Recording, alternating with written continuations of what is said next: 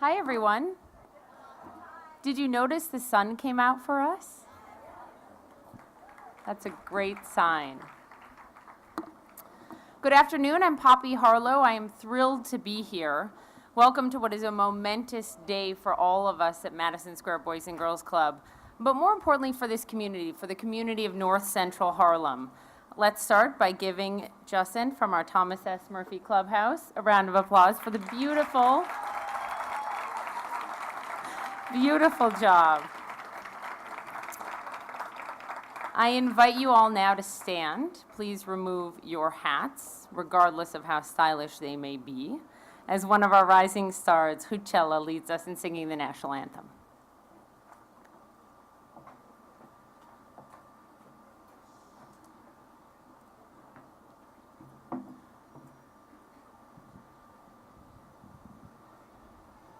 Oh, say, can you see by the dawn's early light what so proudly we hailed at the twilight's last gleaming, whose broad stripes and bright stars through the perilous fight o'er the ramparts we watched were so gallantly streaming, and the rockets' red glare, the bombs bursting in air, gave proof through the night that our flag was still there.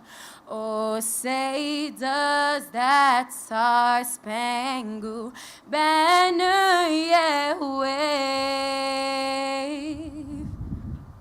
o'er the land of the free and the home of the brave?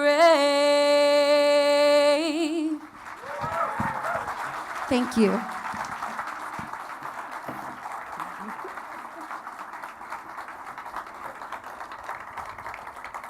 Pretty remarkable.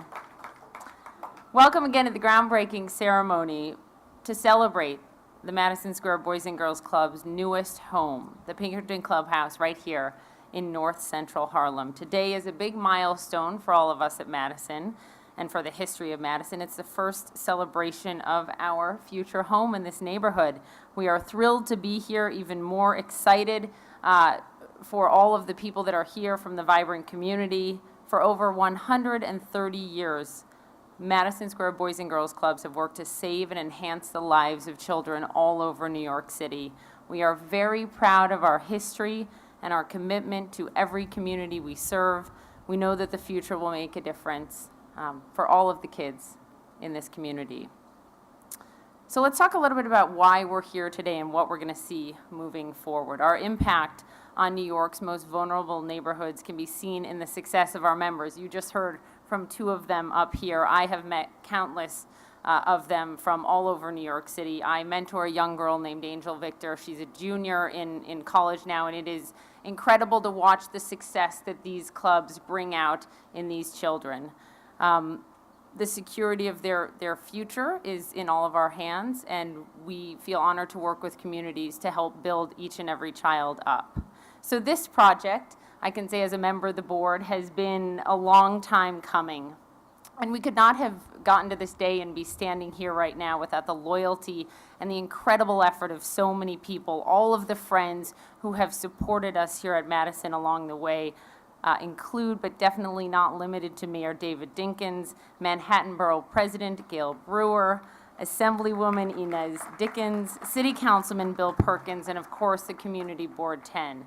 And we are incredibly grateful to the Madison team, past and present, who have worked many, many, many long days and through many, many, many long nights trying to bring this vision and this mission to fruition here in Harlem. So it is my honor to introduce you to the man who convinced me that this was the best possible use of my time away from work and my one-year-old, the man who can convince anyone to give anything, a remarkable, remarkable man, the fearless leader of us at Madison Square Boys and Girls Club, our executive director, Joe Cataleya.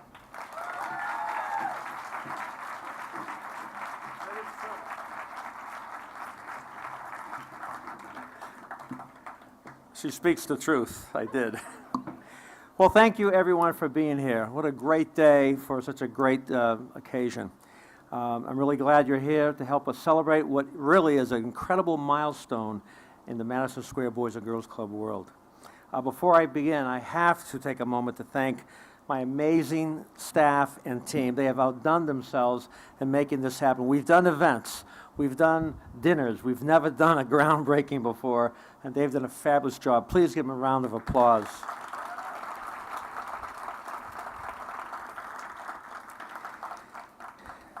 Madison has been a part of New York City since 1884, over 130 years.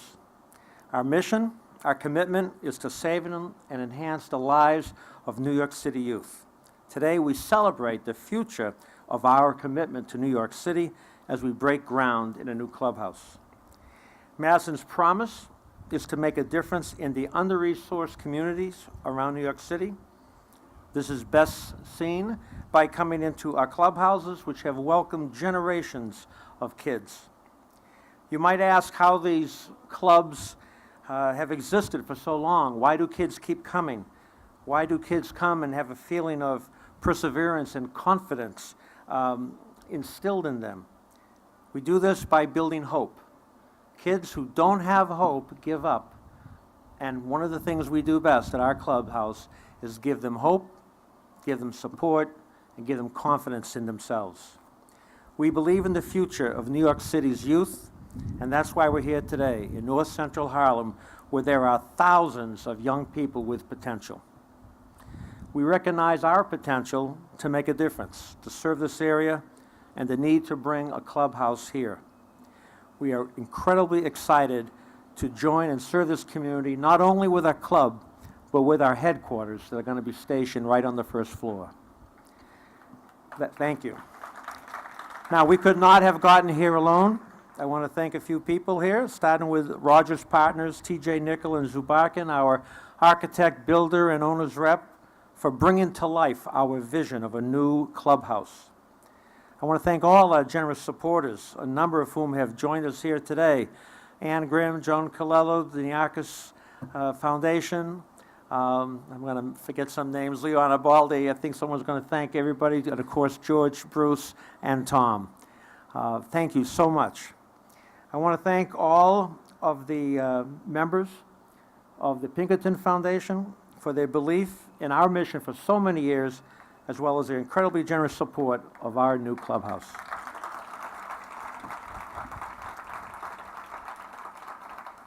And of course, I want to thank our building committee and our board of directors for not only their loyalty and support, but for their patience, hard work, and perseverance in securing the future of the youth of this community. Please give everyone a round of applause. That includes giving yourself a round of applause. And lastly, I want to thank our honorary co-chairs, President George H.W. Bush and President Bill Clinton. Unfortunately, President Bush was unable to attend today. However, his remarks will be shared a little later by Bruce Gelb, a very good friend of the President, a former U.S. ambassador, and one of our esteemed Board of Trustees. However, I am thrilled to welcome a former Boys and Girls Club kid, President Bill Clinton. Now, before I introduce him, hang on, I'll get a little history. President Herbert Hoover, a man of very humble beginnings who was orphaned at 9 years old. He grew into a great philanthropist before being elected president in 1928. In 1930, he became the first honorary chair of what would eventually become the Boys Club of America. After 55 years of existing in rental spaces, bottoms of churches, Madison built their first clubhouse, 1939, and Herbert Hoover was there to cut the ribbon. Now that's pretty special. and that's like the bookend to today. Since President Hoover's time in office, every president has served as an honorary chair for the Boys and Girls Club of America, but not all of them can say they're a club kid like President Clinton. We are proud to have President Clinton as part of the Boys and Girls Club family, but here's a little secret. Part of his commitment to Madison goes even further than being a club kid and an honorary chair. As you may or may not know, this new club has raised a lot of money, and in part, it was made possible through an award from something called the New Market Tax Credit Program. This is a program, a federal program that gives incentives to businesses that invest in low-income properties. In the year 2000, in President Clinton's last year in office, he signed this program into law, signed it into existence without the realization that that would strengthen Madison's ability to serve even more youth in this city. We can't thank him enough for his support then and for his support today, 17 years later. It's my pleasure. Please, everyone, join me in welcoming the 42nd President of the United States, President Bill Clinton.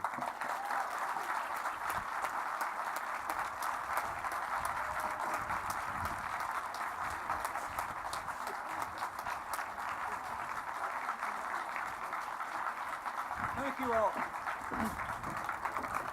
Thank you very much. First of all, thanks, Joe, for everything you've done for the people in your charge at the Boys and Girls Club. Thank you, Poppy Harlow, for becoming part of this effort. Thank you, Uchela de la Cruz, for singing the National Anthem. You were wonderful today. And I want to thank all the people who made contributions to this project, especially George Gillespie, Thomas Murphy, and the Pinkerton Foundation, and everyone else.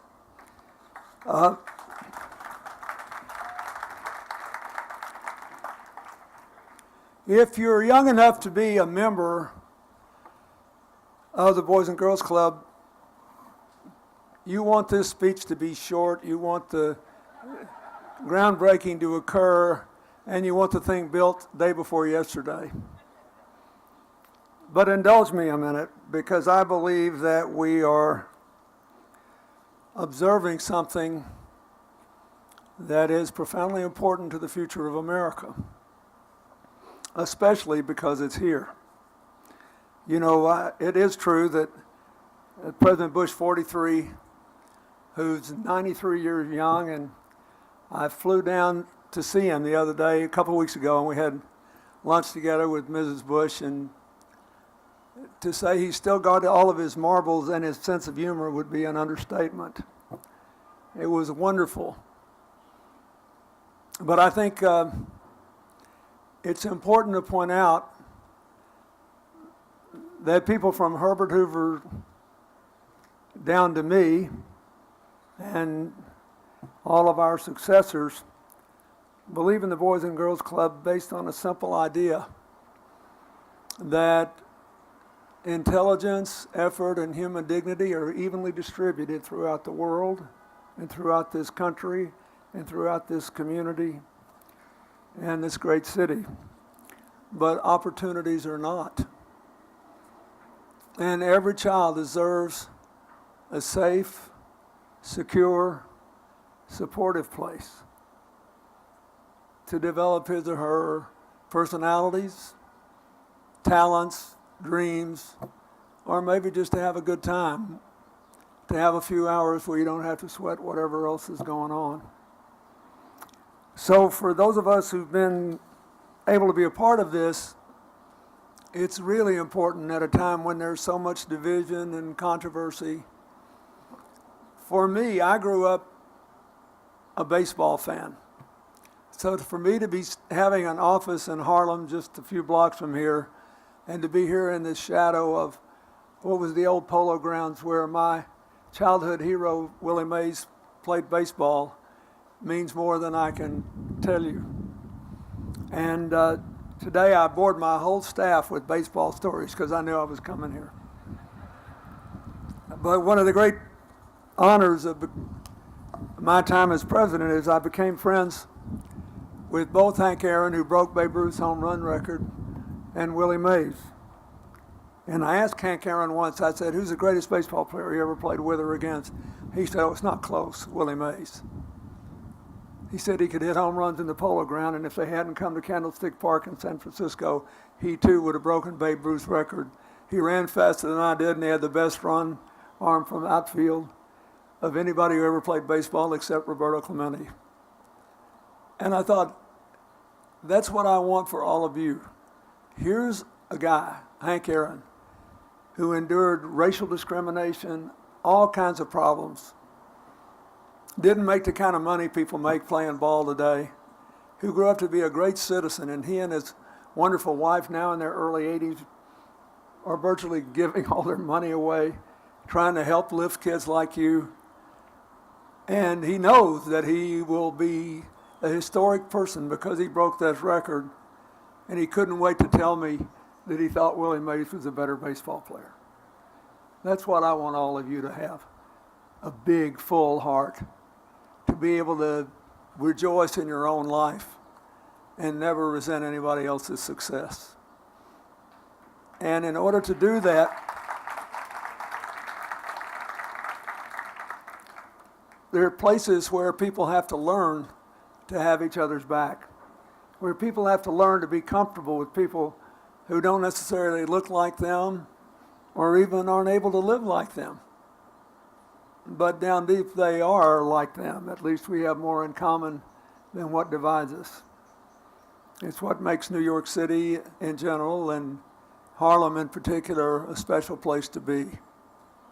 When I was 22 years old, I used to come home when I was living overseas for 2 years, and I'd fly into New York before I could get a plane to Arkansas. I always spaced the time, and I'd take the bus into Harlem and walk up and down 125th Street, looking for the music, looking at the street vendors, talking to the people, because I knew it was part of my America too, and it was fascinating to me.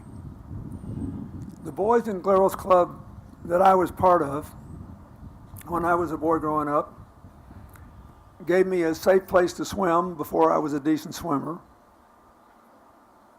a safe place to play basketball when I was still too fat and slow to have much of a jump, and a safe place to swing a bat when I could hit a ball if it wasn't going too fast.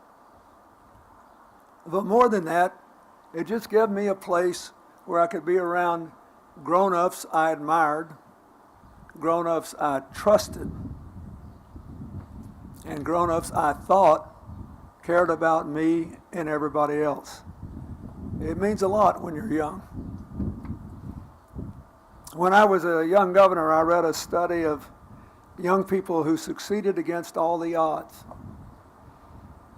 The young guy who grew up on a doorstep not too far from here, who had 3 brothers who sadly went to prison, who became a doctor because the guy that ran the local newspaper stand asked about him every single day on his way to and from school, made him show his homework, worked with him.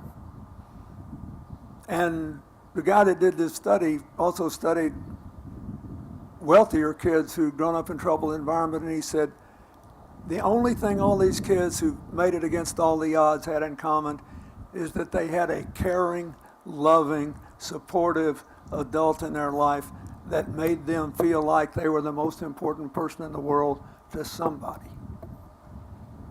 That's what I want all of you to find in the Boys and Girls Club. So,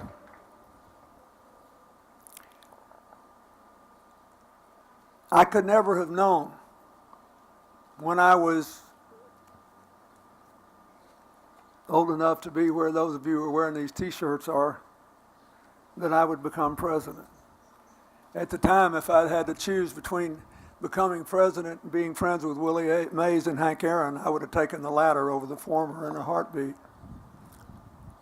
You never can tell where life will lead you when you step out, but you got to step out. And there needs to be somebody there to help you take the first steps. That's the Boys and Girls Club. Some of you will prove you're amazing athletes. When Willie Mays played with the Giants in the Polo Grounds, he actually lived in this neighborhood. He used to walk to work. He used to play stickball in the streets with kids back when kids did that. And they measured the progress of how well they were playing and how well they hit the ball, not so much by how many runs were scored as to how many manhole covers they avoided with the baseball. But play they did. And that's what I want you to do. I want to thank, again, all these investors, especially the ones I mentioned and the PNC Bank. And for the adults in the audience, I want to say something about the New Markets Tax Credit. You just heard about it a little bit. It's the most important unknown economic incentive of all of our laws, and it's one of my proudest bills. I worked like the devil to pass it, and we had, it's hard to imagine today, but we had about the same number of Democrat and Republican votes for it. And when we started, I did it based on 7 years of trying to help the American economy grow together, and 12 years before that as a governor, in a state that started off, when I became governor, with the second lowest income in the country and had the fastest job growth rate in the country in my last year. But you don't just do these things overnight. So we had to put together the money to build this. All over America, there are people who are unemployed or underemployed. There are communities where old factories have closed. There are people who need the jobs, like these construction workers are going to get out here. There are bridges to fix, roads to fix, rusty water pipes that needed taken up, and fresh ones that need to be put down. There are even places in America where they have no broadband connection at all unless you go on a telephone line. And all the people that live there, they're just as smart as everybody else, they just don't have as many opportunities. So what the New Markets Tax Credit does is offer a tax credit that can go as high as 39%, which is huge, for people who will invest in areas where the unemployment rate is above the national average or the per capita income is well below, or both. It was designed to do something for small towns that often get overlooked, but we made sure that it also covered neighborhoods within bigger cities that get overlooked, because it applies to census tracts. So if you want to know where to build a boys club in Harlem, you got to check the census tract. And that's a good thing, because we need more and more and more people to live near places where they can make a decent living. So, in addition to that, I want to say to all of you who funded this, I'm grateful for the jobs you gave to construction workers. I'm grateful to the AFL-CIO. They raised $16.5 billion at my request starting in 2011 to put into private infrastructure projects, and they've created 100,000 jobs. It's the biggest infrastructure fund in America. The labor movement, mostly public employee unions, invested to create their jobs for their private sector brothers and sisters to put people to work. And it's been my experience that if everybody has a decent job, about 90% of the problems get solved. So I want to thank them. I want to thank the members of the NYPD who are here, and all the other people who serve the public. And look at them, they look just like America, except my friends with the stars and our other friends with the pretty blue shirts.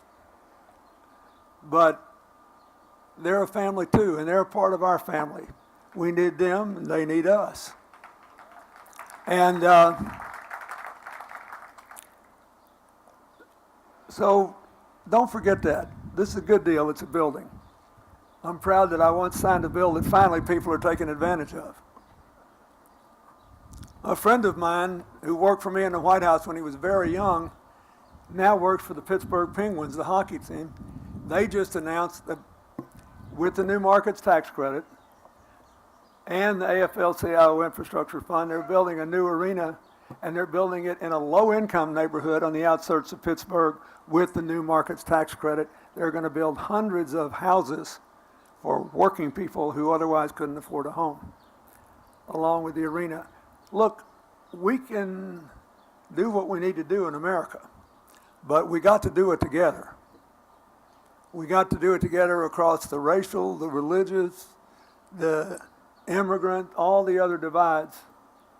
It's our diversity that makes us great, makes us young, and gives us a chance to grow. I can say that.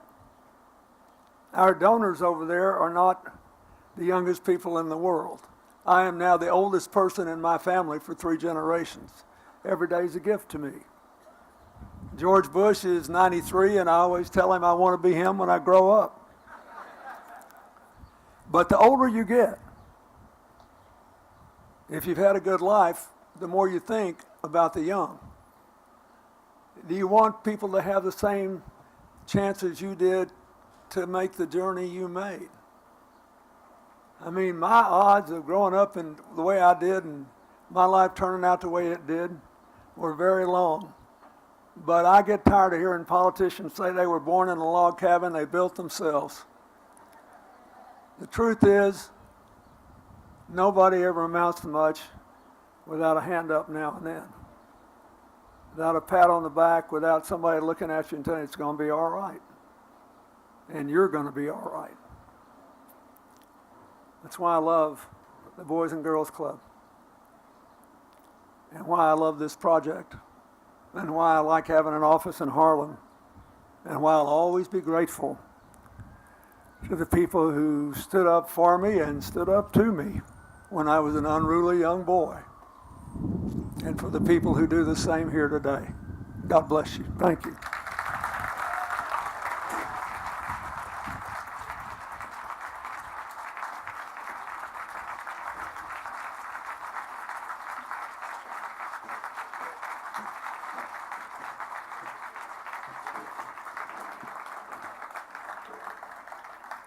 What a message. Thank you, Mr. President. Photo time. You don't get out of this that quickly. So as we bring up these wonderful kids, just reflecting on the president's remarks, Warren Buffett often says that he won the ovarian lottery. And he did, because of where he was born and his parents.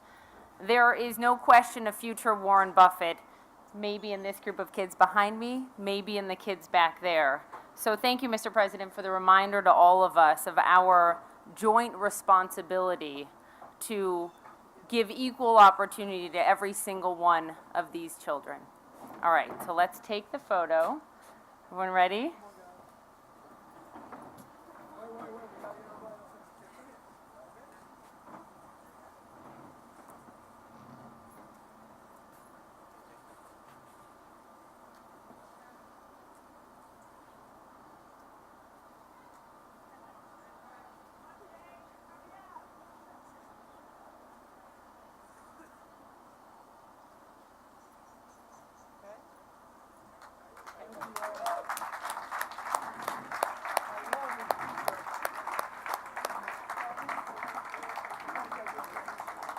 Thank you so much to our honorary co-chair, Mr. President Bill Clinton, and to the next generation of Madison kids.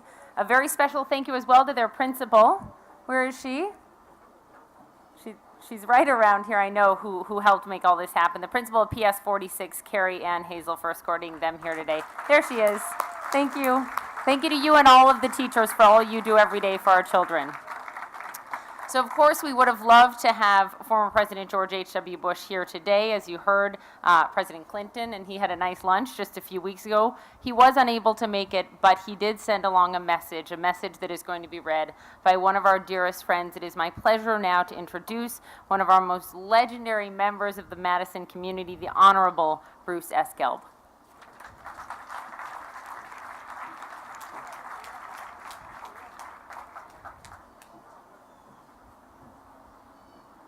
We're giving him a moment to speak with the president. Just give us 1 minute. Again, one of the most remarkable parts of our community, the Honorable Bruce S. Gelb.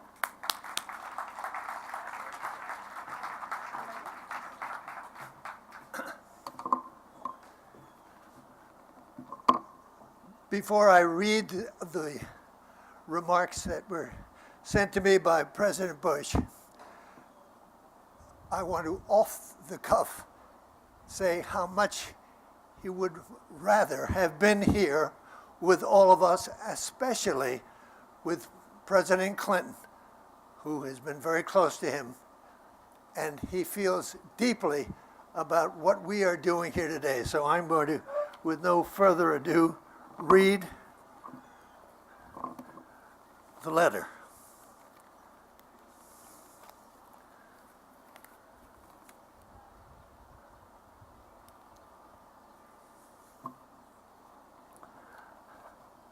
Barbara and I send warmest greetings to all assembled for the dedication of the new Harlem Clubhouse of the Madison Square Boys and Girls Club.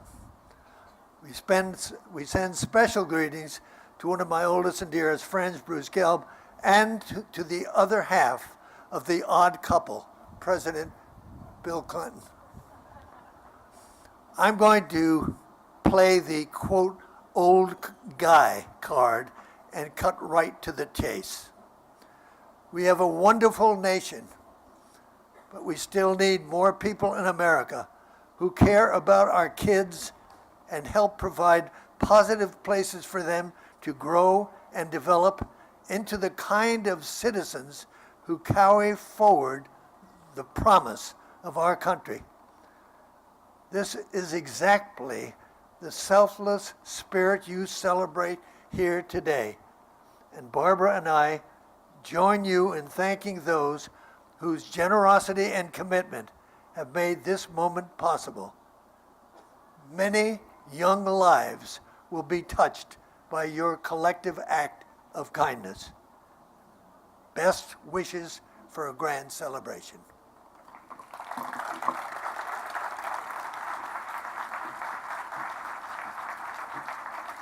What a great letter. Thank you, Bruce.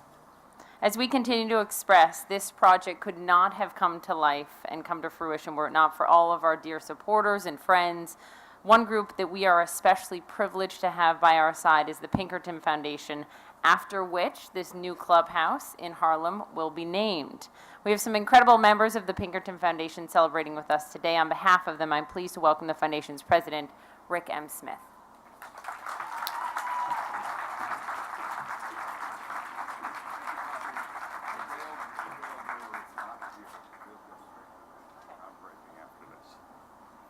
Thank you, Poppy. I'm the last person between all of us and the groundbreaking, so I'll be brief. I once said I'll be short, but they said I can't get away with that. This is a wonderful day for Madison Square Boys and Girls Clubs and the beginning of wonderful days for the young people of this Harlem neighborhood. We at the Pinkerton Foundation are enormously proud to be part of this project. The ties between the foundation and Madison date back nearly 50 years. Our founder, Robert Pinkerton, and his wife Louise made early gifts to Madison. The man who drafted our bylaws back then, George Gillespie, who's just coming around here, he'll be up here a little later, went on to chair our board until becoming chairman emeritus earlier this year. George and his family, of course, have been stalwarts at Madison for more than 3 generations. Neither Robert Pinkerton nor George Gillespie nor any of us at the foundation have ever cared much about attaching our names to things. While we've made grants of roughly $35 million a year to organizations serving New York City youth, we don't traditionally invest in bricks and mortar, steel and glass. When the New York Times wrote a rare piece about us a few months ago, they noted that we prefer to act nearly invisibly by design. But as we neared our 50th anniversary, we decided that a major gift in honor of our founders was in order, and that Madison's new clubhouse in Harlem was a natural fit. We liked the potential of this neighborhood. We love the commitment of Madison to move its headquarters here. Its anchor will be here, right in this community. But mostly, what really excited us was the opportunity to endow the programs that will bring this clubhouse to life.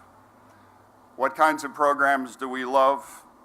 Programs that serve young people in genuine need, that offer engaging activities, that encourage academic and character development.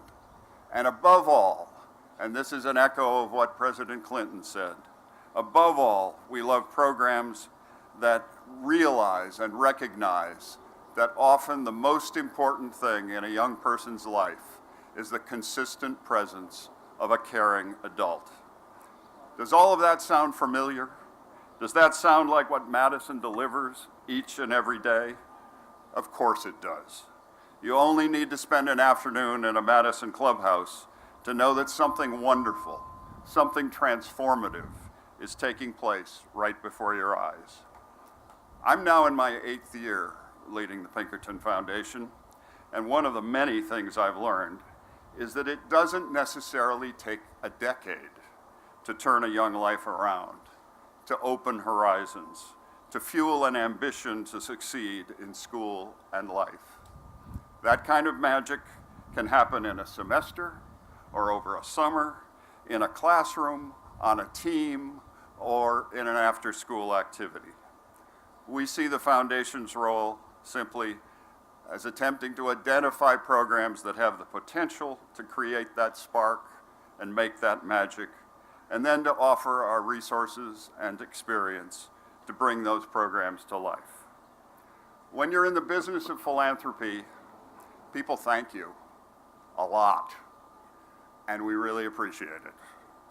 But I always turn it around and say the folks who deserve the real thanks are the ones who are doing the hard, vitally important work of creating programs that help make a difference in young people's lives and that make. Thanks.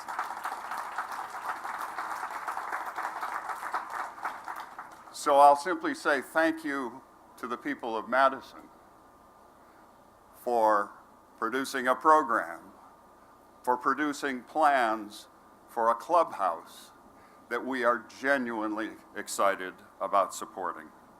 On behalf of all of us at the Pinkerton Foundation, and many of my colleagues are out there, on behalf of all of us, we're delighted to be at this groundbreaking, and we look forward with even more enthusiasm to being present when the Pinkerton Clubhouse opens its doors. Thank you very much.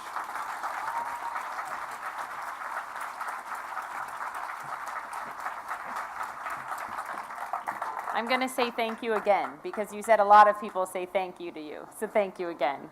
We appreciate it very much. All right, now to the shovels, the key moment of the groundbreaking. Thank you to all of our special guests who've been here. Let's get to the shovels, because we do have so many amazing supporters. You can't do it with just one shovel, and why? Why not have 4? It's much more fun that way. Let's bring up Joe Cataleya and Steve Melton to help us do this. All right, so here's our first group. Some of our top supporters are here to help us break ground on the new clubhouse. I'd like to invite them on stage. Bill Galvin, Rick Smith, Joan Kalilo, George Gillespie and his son Miles Gillespie, the Honorable Bruce S. Gelb, Thomas Murphy Sr., Ann Grimm, Leo Arnaboldi, Vasily Samis. Again, these have been remarkable supporters of the Madison family for many, many years, and we so appreciate their commitment to the cause.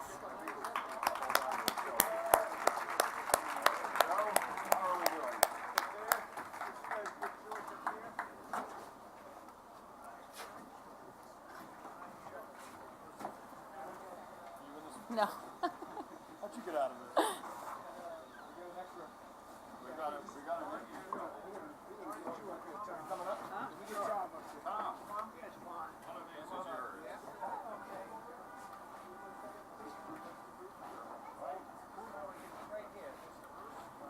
Feel free to pick up your shovels. Make it an action photo.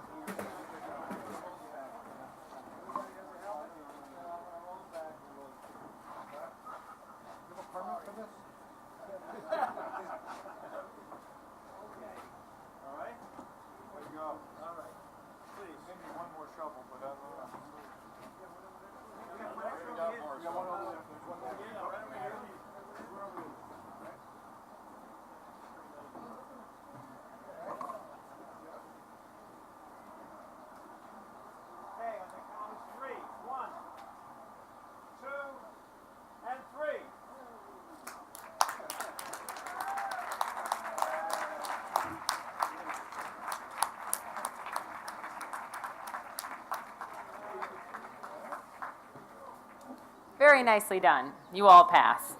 Thank you all very much. Next, I want to invite up some members of our building and our steering committee to join me on stage for photos. These are remarkable people, the people I mentioned before who work day and night to make this all happen, especially this new clubhouse. So let's welcome Ken Marlin, John Starr, Richard Eady, Victor Ganzi, Michael Gleiser, Barry Bregman, Dan Mosley, Pat Gallagher, Nick Tomasino for their photo.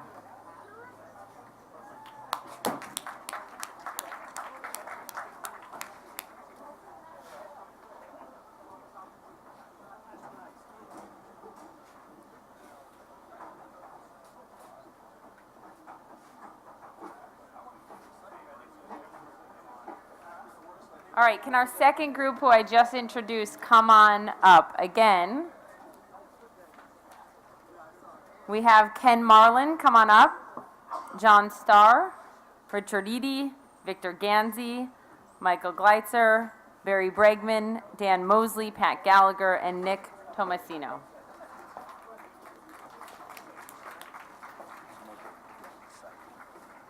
I got a prono. Michael Geltzeiler. Thank you very much.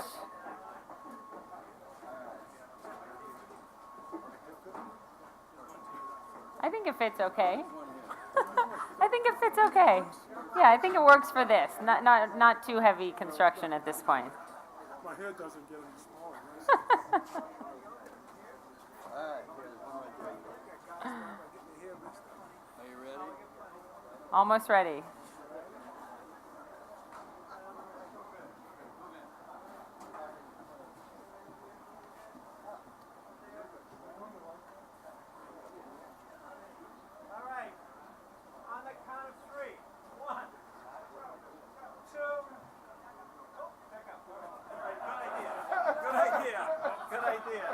On the count of three. 1, 2, 3.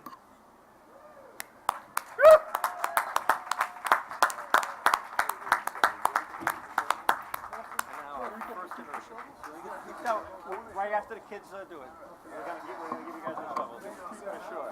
You're gonna have to have All right. it after the kids. And finally, we are inviting up to the stage the true stars of today's celebration and our future, these are future members and the next generation of Madison Square Boys and Girls Club. They're going to do the final shovel. And as they make their way onto the stage, I just want to note a few really important and remarkable things that I've seen happen here at Madison. Kids, you can come on up. You heard the president talk about how important the Boys and Girls Club is, how important it was to his future, how important it is for so many children around the country and here in New York City. What we know from all of the data we look at is that Madison's programs work, and they work really, really well. 100% of our 2016 high school seniors that are in the Project Graduate program throughout all the Madison clubs around New York City graduated from high school. 100%. 93% of them went on to apply for college. You excited, guys? Yes? Yes? Do you want the club to open like tomorrow? Yeah. I bet it might take a little bit longer than that. Did you get? 2 per shovel. Yeah? I think we're good.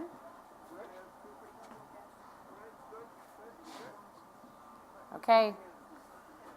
On the count of 3. 1. 1, 2, 3.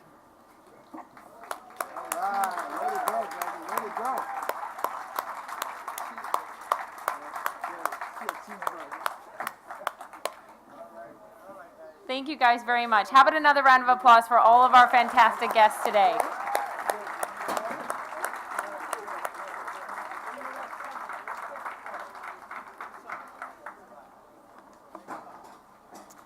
So just in closing, I want to thank everyone very, very much for being here today. Thank the sun for coming out, for the weather gods that were with us, for the president for coming, and for those very important remarks to all of us, to all of our donors and supporters, to our board. And over the past few years, the past several years really, the Building Hope campaign that we have had has some specific important goals, 3 of them. First, to build the new clubhouse here in Harlem, which we are doing officially today, to fund improvements and restoration to our existing clubhouses. I, for example, saw an incredible new swimming pool that is just about to open in our Thomas S. Murphy clubhouse, and I am so excited for the kids that are going to get to learn to swim in that and enjoy that very, very soon. To sustain our endowment, which is incredibly important, that'll continue to provide stability and opportunity for all of these children, and to fund the programs that you just heard Rick talk about. So thank you to everyone who has made all of these things possible. This goes far beyond just what we're building today physically. This is about keeping our clubs buzzing with children. I was just at the clubhouse near my apartment in Brooklyn, the Navy Yard Clubhouse. I brought my 1-year-old over there to see my mentee, Angel, and I walked in and there were kids buzzing all over. And it just reminded me how lucky I am to be a part of this and how important all the work is that all of you do. So thank you very much. We are really excited to be a part of this integral neighborhood to continue to spread the mission of Madison to every corner of New York City. Thank you to all of you from this community for opening your arms and welcoming us. So as you leave today, feel free to please stop by the information table at the back here. Get some brochures, distribute them, tell people it's the best cause they could possibly donate to. Tell them to stop by a clubhouse, to meet some of these kids, to meet the adults that are my heroes that commit every day of their working lives to this, and just to make a new friend. Thank you for welcoming us. Thank you for being here today.